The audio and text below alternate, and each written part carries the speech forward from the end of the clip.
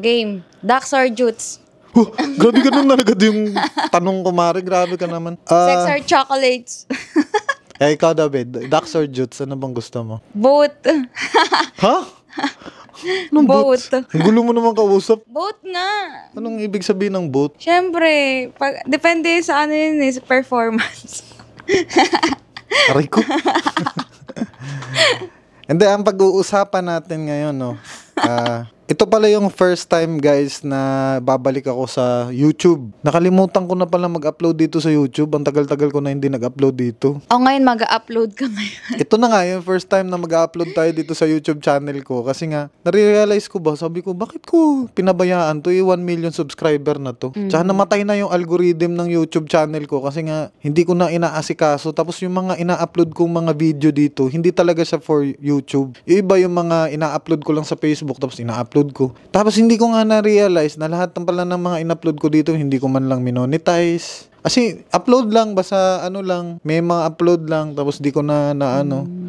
Kaya ito ngayon, kaya tayo nagpa-podcast ngayon para, yan, sana bumalik tong channel ko. Sayang din naman eh. Kasi palagi na ako na busy sa social media, sa Facebook talaga ako palaging nag-upload eh. Oo, kasi mas mabilis, no? Ano kasi, ano lang kasi doon eh, cellphone lang tayo doon. Dito kasi, kailangan pa natin gumamit ng camera. Tapos pagkatapos Hindi talaga, madami talaga mga ginagawa pag sa YouTube. Tapos pagkatapos pa nating i-edit pa natin sa computer. Hindi katulad sa ngayon, sobrang advanced high-tech na. Advanced na kasi pwede lahat, nasa cellphone na lahat eh. Oo, no? Pinadali kasi talaga ng cellphone eh. Oo. Worth it talaga yung iPhone. Hindi kasi katulad dati nung nagsisimula pa lang kami mag-vlog Ano talaga, from scratch, kailangan mo talaga, meron ka talagang equipment para makaano ka. Kasi kung aasa ka sa cellphone mo dati, wala namang mga available dati na mga application na magaganda na pwede ka mag-edit para makapag-upload ka sa YouTube. So kailangan talaga may software ka, may computer ka. So medyo mahirap talaga siya. Kailangan pala pag naging YouTuber ka, no, meron kang mga editor, mga ganon. Pero ako guys, ever since day one talaga nagsimula ako dito sa social media, never ako nagkaroon ng editor. Ako talaga nag-i-edit sa video. Alam na nila ngayon. Hindi, alam ko yung mga dati ko pang fans, alam nila yun na hindi ako nagkaroon ng editor talaga. Ay, nagkaroon ako twice ng editor, pero saglit lang, hindi talaga siya Kasi dati nagkaroon lang ako ng editor dati nung nagbablog pa ako, be. Kasi nag-daily vlogs ako dati, be. Araw-araw na. Ang pinakamahirap pa naman sa daily vlog, daily ka din mag-i-edit. So, kailangan ko ng extra editor para habang nag-i-edit ako, may taga-edit yung isa. Kasi mahirap kasi yun eh. Daily vlog yun, be. Oo nga. Tsaka mahirap ang editing, ang rendering. Kasi yung computer naman natin dati, hindi ganun kabilis. Siyempre, kailangan mo na mabigat na computer para makapag-save ka ng Hindi katulad nito. Ngayon, cellphone na lang. Pwede na. Rekta, upload na agad, di ba? Oo nga. Halos lahat puro cellphone yung ginagamit, no? Halos lahat. Alam mo ba, be, maraming nagko-comment, be, bakit daw every time nagpa-podcast tayo, hindi ka nakatingin sa mata ko? Ano bang tingin kasi? Yung nga, be, bakit pag nakikipag-usap ka sa akin, hindi mo kayang makipagtitigan sa akin? Hindi, kasi pag nakikipag-usap ako kahit kanino, nawawala yung focus ko pag nakatingin ako sa kanila. Try mo kaya to. Hindi, ako naman kausap mo eh. Bakit di mo ako kayang titigan? Kaya kita tignan. Pero alam mo yun, yung iniisip ko kasi lahat ng mga sinasabi ng tao. Okay. Kailangan mag-function siya sa utak ko. Iniisip ko kung tama ba yung mali. Ganun. So may mga ganun kang Oo. Pero alam mo, Bit, napansin ko din talaga yun, Bit. Every time never pa tayo nagkaroon ng kwentuhan, Bit, na nakatitig ka sa mata ko. Wala. Titigan mo daw ako ngayon sa mata. Ang ganda-ganda mo nga ngayon, no? Ganda-ganda. Oo nga. Bakit? Totoo naman maganda ka naman Wala bang nakapagsabi sa'yo na maganda ka? Maraming. Ako napansin ko nga ang ganda-ganda mo ngayon. Kinilig.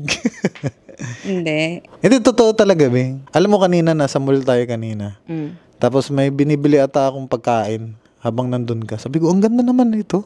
Anong pagkain? Basta kumain tayo kanina sa SM, nandun tayo sa SM, kumakain tayo sa labas. Tapos habang iniisip ko, ano bang pagkain? Basta kumain tayo kanina dun sa food court. Tapos sabi ko, balik lang ako, bibili lang ako ng drinks. Tapos habang paglingon ko ng saglit sa'yo, be, tinitigan kita. Sabi ko, ang ganda ng babae na to. Okay. By the way, Okay. change topic tayo. Okay, mag-change topic na tayo. Sige na. Baka Doon tayo makagawa sa na naman tayo ng bata nito. Okay, ano Doon ba? tayo sa makabuluhan. Pero gusto ko, be, pag nagpa-podcast tayo, nagtititigan tayo, nag-uusap. Ganyan. Gusto ko kasi na kausap mo talaga ako, harap-harapan. Hindi yung parang layo-layo mo. Sige, kausapin mo ako na nakatitig ka. Huwag mong iduling yung mata mo. Paano ba? Sige na, okay. Magtanong ka sa akin, tapos sasagutin ko yung mga tanong mo. Sex or chocolates? Both. Ha? Bakit both? Mahilig ako sa chocolate, alam mo yun. Hindi ko pagpapalit sa sex yun. Bakit both? Bakit tayo both? Dapat isa. O sige, ano na lang. Chocolate. Sex. Sige, ano pa? Dapat Hindi, alam mo man. malaki o maliit? Malaki o maliit? Sa babae ba yan? Oo. Maliit? Maliit? Singkit or hindi? ano yung hindi? Chinita or hindi? Ganun. Kasi maraming klase ang mata sa babae, Bi, ha? May dilat. Kaya nga sabi ko singkit or hindi. Lahat kasi, Bi, na ano ko na, okay lang naman sa akin kahit hindi singkit, dilat ang mata. Hindi, mamili ka lang. Bakit may explanation ka? Wala ako specific sa mata sa babae. Pero sige, sabihin natin, singkit, pwede. Sige, matangkad or pandak? Kasi may times din gusto ko din ng pandak. Minsan din gusto ko din ng matangkad. So, asa na pipiliin ko dun? Okay. Chubby or payat? Masarap din kasi ang payat. Masarap din ang chubby. Hoy guys, yung chubby na pagkain nyo na yung tagpipiso. Chubby na ayoko nung chubby na pagkain. Huwag sa pagkain, ha. Na-try ko na yun, yung chubby na chocolate. Hindi masarap yun. Hindi ako nasasarapan nun. Bakit kasi mga ganyan yung mga tanungan mo? Joke lang yun eh. Joke lang yun sa kanila. Bakit pumatol ka chubby na pagkain? Okay. Joke ko lang sila. Okay. Bakit ikaw siya yung kumagat? May tanong ako sa'yo. Ano ba may mga gusto mo sa isang lalaki? Gusto ko old pero gold. Ano old but gold? Oo. Gusto ko yung matanda na pero guwapings. Yung mga Christopher De Leon na mga peg. Christopher De Leon. Ganun. Diba? Yes. Gwapo naman kasi talaga yun eh. Sino pala? Pag-uusapan natin ngayon, sino yung mga artista na kahit matanda na sila, pero ang popogi pa rin nila? Ian Veneracion. Hindi pa ganun katanda si Ian Veneracion, be. Ay, nako, kahit na. Hindi pa siya ganun katanda. Ang gwapo nun, be. Be, hindi pa siya ganun katanda. Kung tutuusin, ha. Kung ikukumpara mo siya sa mga, may iba pang mga Sa akin talaga, ang number one na kilala ko dito sa Pilipinas na may edad na pero gwapo pa rin, Christopher De Leon. Ang pogi pa rin nun. Marami kasi akong kilala sa mukha na artista na matanda na pero hindi ko kilala yung pangalan. Di mo kilala yung pangalan? Oo. Hindi ako masyado makapagbigay. Kaya nga, hindi kasi tayo masyadong, pero sa Hollywood, be, ito pinakamalala. Sa Hollywood, itong si Brad Pitt. Sino yan? Si Brad Pitt Di sa ko kilala Hollywood. Di ko kilala. Grabe ka naman, be, Hindi ko nga kilala yan eh. Si Benjamin Button. Hindi ko rin kilala. Pero be, alam mo si Brad Pitt. Titanic. Alam mo si Brad Pitt, hindi ko akalain, nakaedad lang niya ng nanay ko. Magkaedad lang si Brad Pitt, tsaka mama ko. Hindi ako relate, di ko siya kilala. Kasi nakita ko yung birthday niya, parang 1964 siya pinanganak.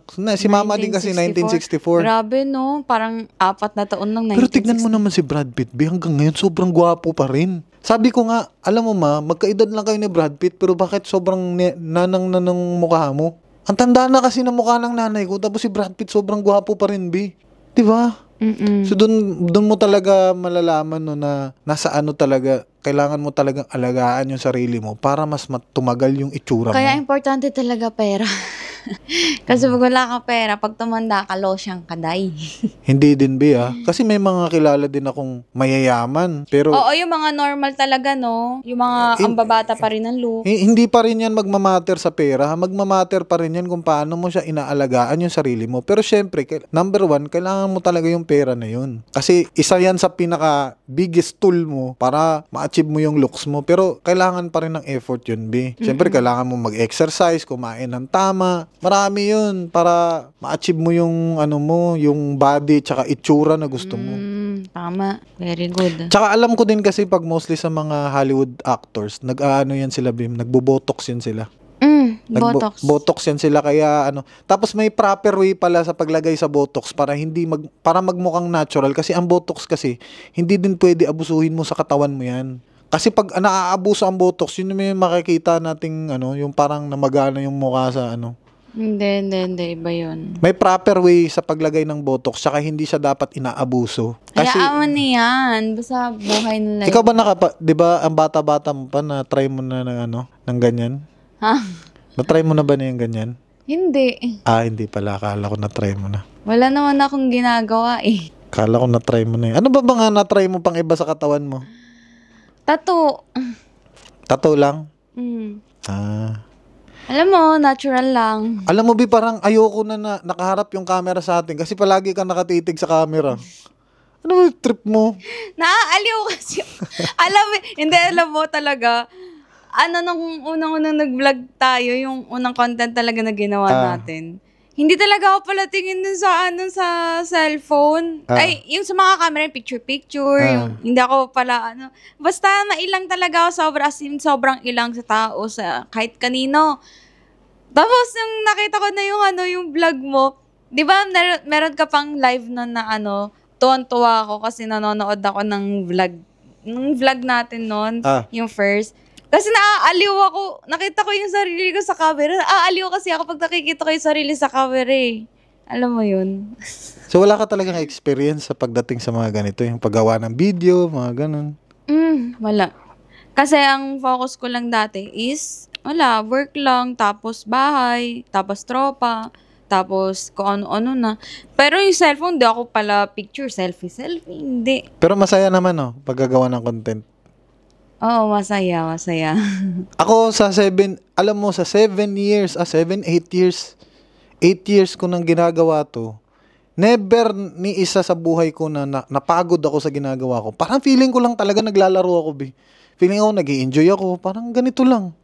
Para lang akong bata na ini-enjoy ko lang yung laro ko, na the same time, pinagkakakitaan ko din yung ginagawa ko. Di ba ang saya? Kasi hilig mo talaga yan eh. Kaloko ka, ganun. Hindi, tsaka bata pa ako, ang hilig ko na mag-video kahit sa cellphone pa lang dati kasi kahit pangit pa yung cellphone dati. Gumagawa na ako ng mga short film dati, sinushoot-shoot ko na yung mga bagay-bagay. Wala lang, parang nakakaaliw lang kasi talaga. Ba't ba parang kinikilig ka sa akin? Hindi ako kinikilig sa'yo. Ha? Kinikilig ka ba? Hindi. Ba't parang every time na tinititigan mo ko, kinikilig ka? Iniisip ko yung mga sinasabi mo. Crush mo ako, Ini-imagine ko. Crush mo ako na. Crook in a merz. Ituloy mo yun, nag-explain ka, bigla mo binali sa akin. Hindi, wala lang. Naalala ko lang talaga lahat ng mga ginawa ko dito sa YouTube.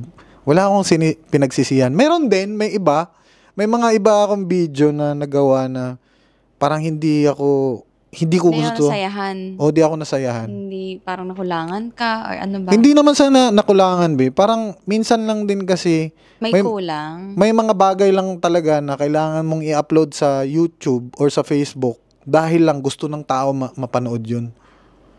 Okay. Katulad yung ginagawa ko dati, yung mga manyak-manyak. Sa totoo lang, ayokong gawin. Hindi ko siya trip.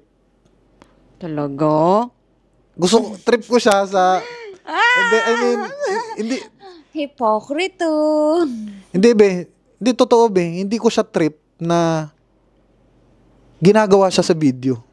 Gusto mo sa buong Sa totoong buhay. Hindi, joke lang. Hindi, pero hindi siya alam nyo na. Parang parang mas gusto ko yung comedy part kaysa dun sa manyak-manyak na part. Mas gusto ko pa rin mag-comedy. Parang dun ako naaaliw dati, lalo na yung mga time na magkasama kami ni Wamos.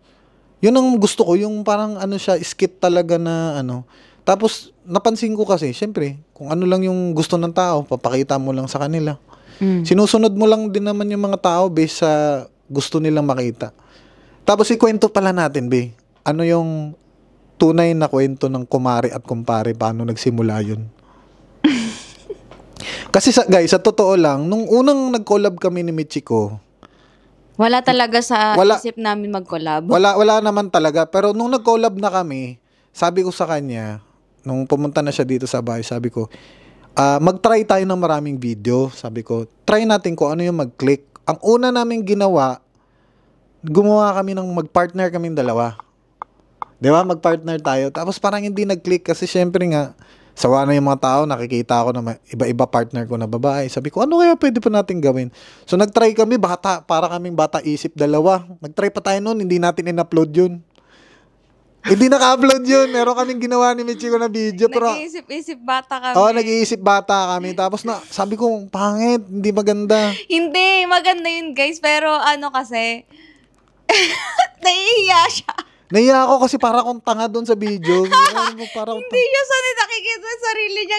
Eng-eng, bugoy, ay budoy. Pero marami na akong video, na budoy-budoy ako. Yung parang abnoy-abnoy ako sa video. Marami na, sobrang dami na. Pero yung ano na yun. Naalala ko yung ginawa natin na yun. Kaya nga. Ano sabi ni Nainay, sabi ni Tay. Sabi ni Nainay, sabi ni Taytay. Ang pangit niya mag-isip bata. Siyempre, paano ako magiging isip bata? Yung tanda ko na nga, di ba? At tanda-tanda ko na, mag-iisip bata pa ako. Tapos, after, basta hindi ko siya in-upload kasi parang iniisip ko, sabi ko, hindi papatok to. Tapos sabi ko, siyempre, na-stress na kami dalawa, the next day, na-stress kami dalawa, sabi ko sa kanya, kung gusto mo talaga na papanoorin tayo ng tao, sabi ko sa kanya, kumari at kumpari. Tapos si kumpare, minamanyak niya si kumari. Kasi wala si kumpare. Yun ang sabi ko sa kanya. Kasi pag yun ang gagawin natin, papatok sa tao yun, magkiklik sa tao yun. Kasi gusto ng mga, may mga imahinasyon kasi yung mga tao na ganun, sa mga kumari nila, sa mga kumpare nila. Kaya nag-click. Hindi, issue kasi yun. Kaya gusto ng tao. Issue talaga sa Pilipinas ang kumare at kumpare. Issue talaga nila yan eh.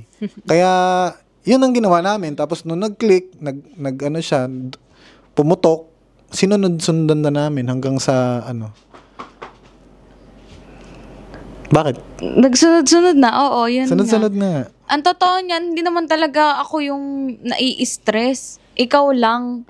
Nai-stress lang ako kasi parang nai-stress din. Pero ang ginagawa ko kasi pag nai-stress ka, sinasabi ko naman sa'yo, inaano lang kita, kinakalma lang kita eh. Binibigyan kita ng mga imagination mo na pwedeng para kumalma yung utak mo kasi masyado siyang guys, kasi hindi, minsan talaga na dumadating sa content creator yun eh. Yung nabablanko, di na alam kung kasi nauubusan ng idea. Tsaka ang hindi pa alam ng mga tao nun, nagkasakit ako nun guys. Nagkasakit ako ng malala. May sakit kaming dalawa. May sakit kaming dalawa nun. Malalang malala, hindi nakikita sa camera. Tapos, dumating talaga ako na nagpa-doktor na ako, naninilaw na ako. Kasi nagkaroon ako ng, sakit sa atay. Grabe yung lalakan ng sakit ng atay ko. Nagkaroon ako ng gallstone. And fatty liver siya. Grabe yung gallstone ko na para na kaming mamamatay gabi-gabi. Pero isipin mo. Tinakbo ko pa si Tim nun sa hospital. Grabe, pero hindi pa rin ako hospital. Tumambay lang kami sa labas ng hospital. Pinipilit niya kasi talaga hindi magpa-hospital. Takot kasi siya sa hospital. Pero nagpa-hospital pa rin ako. Kaya check up lang. Pero nung during in pain siya, hindi niya talaga ginawa. Tiniis niya yung sakit. Ang sakit kasi, yung gallstone, alam ng mga may sakit na sa gallstone kung gaano kasakit yung sakit pagka inaatake ng acid. Akala ko nga katapusan na ng buhay ko yun eh. Pero at least, diba, nagkaroon pa tayo ng second life sa buhay. Kaya nga dapat ini-enjoy natin. Isa pa, nakaka-depress ngayon sa social media, si Doc Willie Ong. Oo nga eh. Nagkaroon ng cancer. Tapos alam mo ba alam mo yung nakaka-stress na part dun? Alam mo, nakaka-stress lang na part na nagkasakit siya. Doktor siya eh. Meron nga siyang... Nakaka-stress talaga yung, alam mo yung buong buhay ko, nanonood ako kay Doc Willie Ong ng mga advice niya. Tapos makikita mo, mismo siya, doktor siya. Hindi niya alam kung anong gagawin niya sa sarili niya na sa sakit niya. Hindi niya alam kung paano niya i-cope. Parang siya yung mismo naging pasyente sa sarili niyang... Alam mo yun, doktor lang siya dati, tapos ngayon pasyente siya. Meron siyang words ngayon, nabasa ko. Ano? Ang ang number one killer talaga is hindi daw yung sakit ng tao. Stress. Kasi alam ko na yan, be. Kasi alam mo, bakit? Sa Hindi. mga hindi pa kasi nakakaalam, yung nanay at kapatid ko po is namatay po sila sa cancer. Nanay mo? Ay, sorry. Yung kapatid ko! Oh my God, tita! Hindi yung kapatid ko, guys. Kakakain lang ng nanay mo. Hindi, yung nanay ko nagkakaroon kasi ng cancer. So, cancer survivor si mama, guys. Yung kapatid ko naman namatay sa cancer. Cervical cancer. Cervical cancer yung kapatid Kasi yung ko. nanay mo is? Same sila. Cervical din ba yun? Si mama. Oh. Pero si mama lang nag-survive. Yung kapatid ko hindi. Naagapan kasi ni mama niya. Kaya nga ako, takot talaga ako sa cancer. Maniwala kayo sa hindi. Kasi nasa lahi namin eh. Kaya nga ako, doon yung makikita bakit ko ni-enjoy yung buhay ko. Kasi parang naging quote sa utak ko na enjoy life while cancer is not taking it over. Tangin, meron ka pang pag-ganyan na. Kasi di natin alam darating ang Oo, panahon. lahat ng tao may cancer. Lahat Hindi ng lang tao. active. Lahat ng tao may cancer tayo sa katawan eh. Hindi Yeah. lahat Hindi tayo. lang active. Parte na ng cancer ang katawan natin. So, kahit sino sa atin, possible talaga na magkaroon ng cancer. Kaya nga ako takot ako dyan sa sakit na yan. At hindi mo rin alam kung sino yung mga tao na matatamaan yan at sinong tao na masusurvive dyan. Kaya nga. Yan ang Kaya always pray kayo. Kaya nga pinagdadasal pa rin natin na mas humaba yung kaalaman ng mga scientist tsaka doktor para magkaroon talaga tayo ng tawag nito gamot sa cancer. Pero sa totoo lang talaga, ang isa din naman talaga sa gamot sa cancer, minsan din kasi hindi naman mismo yung sakit yung nakakamatay sa tao. Minsan din yung kaya namamatay yung tao dahil sa stress. Tama nga si Doc. Kasi ito bigyan ko kayo Leon. ng example sa kapatid ko. Nung kapatid ko kasi, nung nalaman namin may cancer siya, pina-check up kasi namin siya. Kami kasi una nakaalam na nagkaroon ng cancer yung kapatid ko. Pero maniwala kasi hindi guys, yung kapatid ko okay lang siya Hindi malusog siya, ganun. Pero once na nung sinabi na nung doktor, kasi nagpa-second opinion kami, sinabihan siya ng doktor na may cancer siya, na stage 3, nag-change yung katawan niya. Hoy, alam mo, totoo yan. Yung tita ko, si Tita Agnes, yung isa sa nagpalaki sa akin, malakas din siya. Pero alam mo yung in pain din siya kasi. In pain siya, parang si Doc. Mayroon siyang nararamdaman na masakit. Alam mo, kahit yung isang basong tubig din niya na kaya buhatin. So, dinala na siya sa hospital. Nung sinabing may cancer siya, mas lalong lumala. Alam mo yung nakahiga na siya sa bed, naligo lang siya, tapos di na siya nagising.